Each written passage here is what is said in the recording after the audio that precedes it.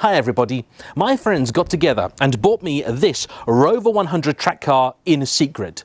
To celebrate, I booked a private track day at Blyton Park and invited you to come along.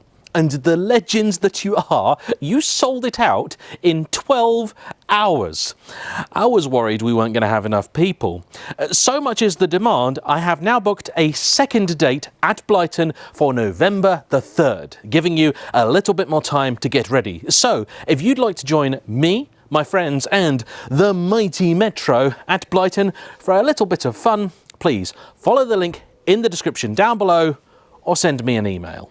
Make sure your insurance doesn't come up short. Get gap cover with ALA. For more information, follow the links in the description.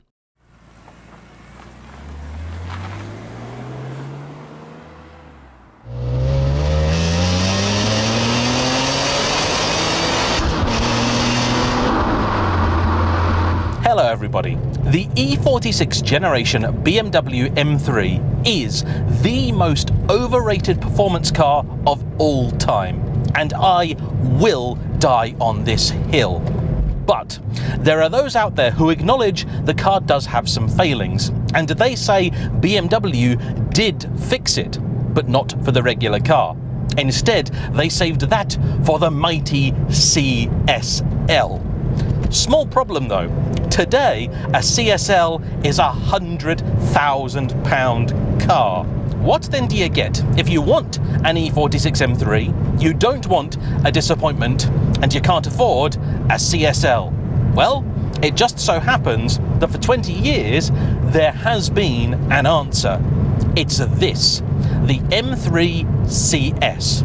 But were the E46's problems so simple they could be solved just by chucking a few choice parts at it?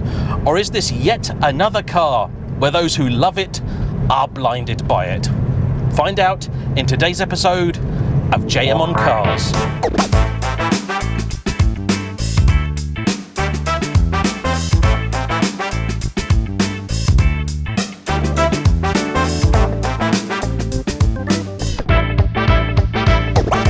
So then, just in case you are new to things, I suppose I need to start by explaining why it is I have such a problem with the E46 M3. And don't get me wrong, there is so much about it that I absolutely love. It looks stunning. It is, I think, peak German car design. I'd happily park one in my living room and look at it all day long. The engine is superb, the ultimate evolution of the naturally aspirated BMW straight six, an 8,000 RPM orchestra that is wondrous and every bit as good as people would tell you. It's also a nice practical thing inside, well sized, with a good boot, a decent amount of room in the back for your passengers, and a gorgeous and beautifully logical interior that today reminds us things really were better 20 odd years ago. However, the E46 M3 is also a car with some fairly serious faults. The steering is atrocious, light, no feel to it, with very, very poor turn-in. The suspension then, bouncy, fidgety, and makes you feel as if you're going to be thrown from the road at any point in time. Combine those things then with the mighty engine, and you have a car that is rather spiky and on occasion untrustworthy. And those things alone would be reason enough for me to fall out of love with an E46 M3. But it gets worse, because they have always been difficult cars to look after. Even the most die-hard fan would acknowledge they've got some fairly serious flaws. The VANOS system, BMW's variable valve timing, that can go. The subframes in them, they can fail. The rod bearings are known to go. I suffered head gasket failure in mine and a cracked piston.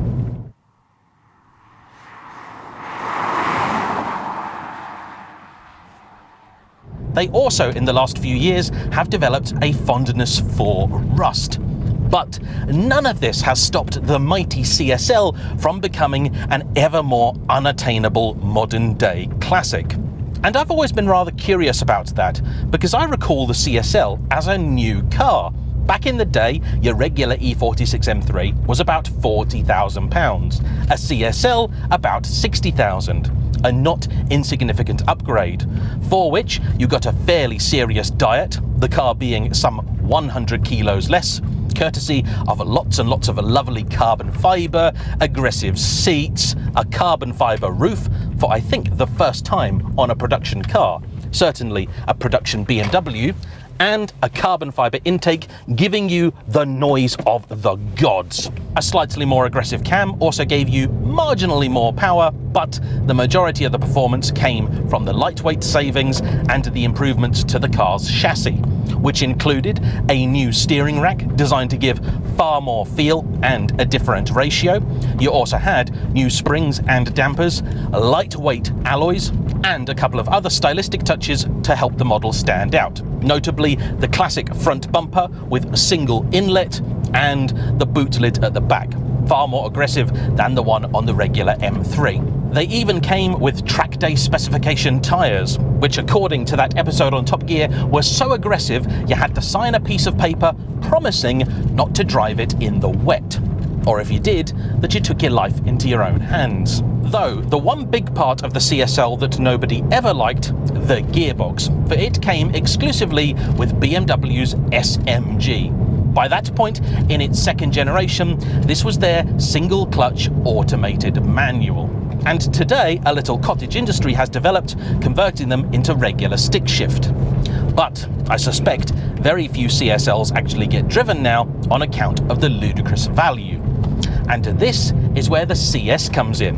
It was a run-out special, built at the tail end of E46 M3 production in 2005. It was built in limited quantity, with fewer than 300 cars coming to Britain. Though it did without some of the big bits of the CSL, the weight saving, the carbon roof and the intake, it did get some other pieces. So you got better dampers and springs, the CSL steering rack, and CSL style alloys, though notably not actually the same. These are marginally heavier but still lighter than the regular 19s. Crucially though, you could have it with a manual box, but the one I'm driving today is the SMG. And most significantly, the car cost just £2,500 more than the regular M3. And for a very, very long time, you could pick one of these up for not really much more at all than a regular E46 M3. Today, they are starting to appreciate at a fair rate, and although they don't command anywhere near the same money as a CSL, nor are they really the same car. But still, Pistonheads recently ran a feature in which they had one that was going up for over £40,000. In other words, double what you might be paying for a regular one. So it really does want to be something special, doesn't it? And I must admit, I've always been a little bit skeptical about the improvements brought by not just the CS, but also the CSL. After all, the regular car seemed so flawed, I felt that to improve it was going to take a lot more work than they'd apparently done. Was that the case though? Let's find out.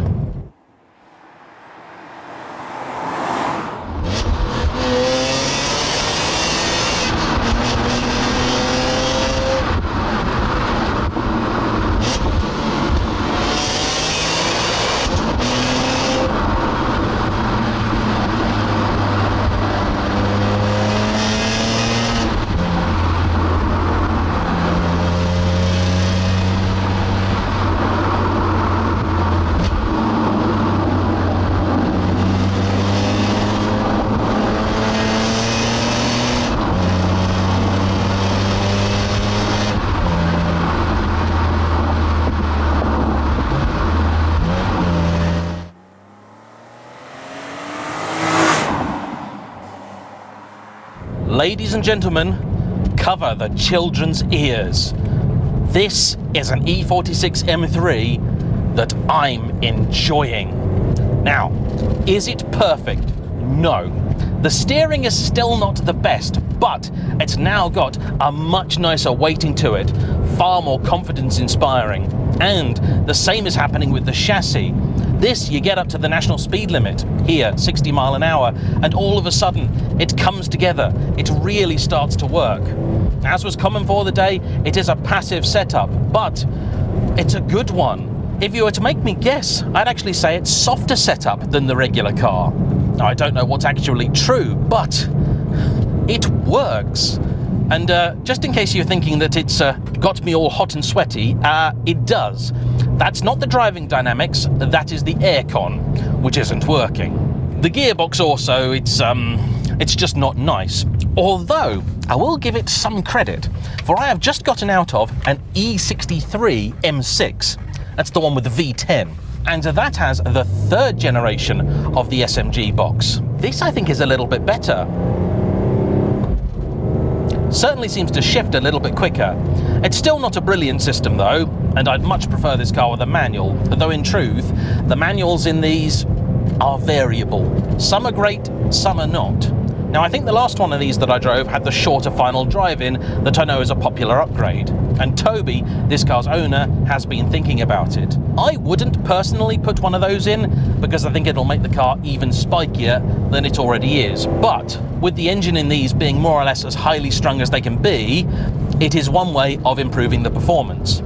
And I know Toby currently finds himself in a bit of a quandary, because on the one hand, it's his car, he loves it and he enjoys it, and he wants to make it more his own. He is also conscious of the fact that maybe one day he will have to part with it, and if that is the case, a standard one is going to be much easier to move on. If he could fix the aircon first, though, I would really appreciate that. Oh, it's warm in here. In fact, I am going to have to open this window. I'm so sorry, but it's got to be done. For my safety. You get some nice downshifts out of this thing as well. I wonder if, like the Ferrari, you can heel and toe. No, it doesn't really make a difference. It doesn't get upset with you, but I think it just ignores what you ask it. Now, currently, the only things non-standard about this car are the Parrot Bluetooth system, very period, and these larger paddles, the latter of which Toby himself had fitted. If BMW had just made the car like this from the off, oh, I'd have bought one a while ago. I'm almost struggling to believe that it's just the rack alone which could make this amount of difference to the steering. Feels to me also like they maybe made some changes to the pump, but nobody's ever said that, so it could just be the rack alone. And if that's the case, it almost makes it worse that the regular car was clearly so close to greatness. It is also worth pointing out that this rack here is the CSL one, and it's not to be confused with the purple tag. That was one used on certain versions of the regular E46. It is faster than normal. Some people retrofit it to their M3. Today, for that reason, the rack itself can sometimes command as much money as a whole car. But research indicates that it just won't have the same effect as the genuine CSL item. And this is problematic because now I really need to drive a CSL. And I'm worried that it is going to be that good. Part of me really hopes it won't be, because then I'll be at peace with the fact I don't have one. But for years and years, I have been going back to owners, returning keys to them and saying, I'm sorry, I know you love it, but I don't. Today, I am very, very happy to say that's not the case.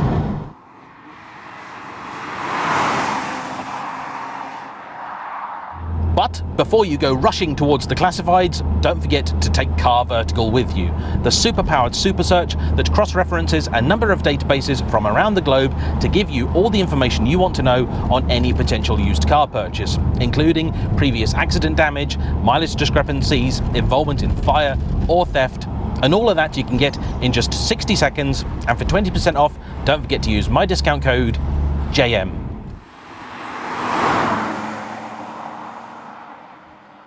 Oddly, it is actually around town where the SMG gearbox really does seem to struggle compared with the SMG3 of the M6. This is forever feeling like it's lost between gears, never quite ready to get into it when you think it should be. All round, it's a slightly confused thing. I suspect maybe improvements can be made. I know with these systems they're not quite as intelligent as you may think, and sometimes you have to set certain points up on them manually. That's at least the case with many a Ferrari and Maserati. Drive one of those where an engineer has spent time calibrating and setting up the system, and they are transformed.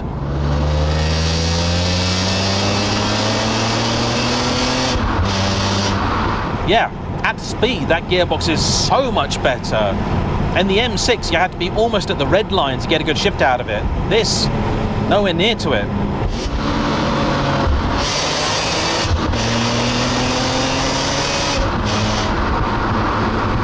Quite analog, this, very of its time. I'd still prefer a manual, but Toby's done well. I know he's not keen on the black over red colour combo, but it's very period. And I must say, this particular car is in incredible condition. It was apparently dry stored for some 12 years, then recommissioned at great expense. And today I would say the one good thing about prices becoming ever higher, there are fewer excuses for owners to have skimped on things.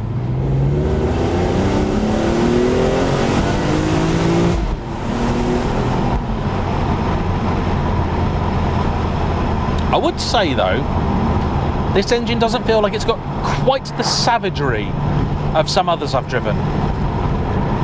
Maybe that's just because I've gotten out of the 500 horsepower V10 M6. Maybe not. They were always very variable. Look at that majestic beast. That's the way to go to the pub. But this isn't bad. Anyway, I want to say a big thank you to Toby for bringing his car out, and as ever, to you for watching. Don't forget to hit the like button, comment down below, subscribe if you haven't already, and I'll see you for the next one. Bye-bye.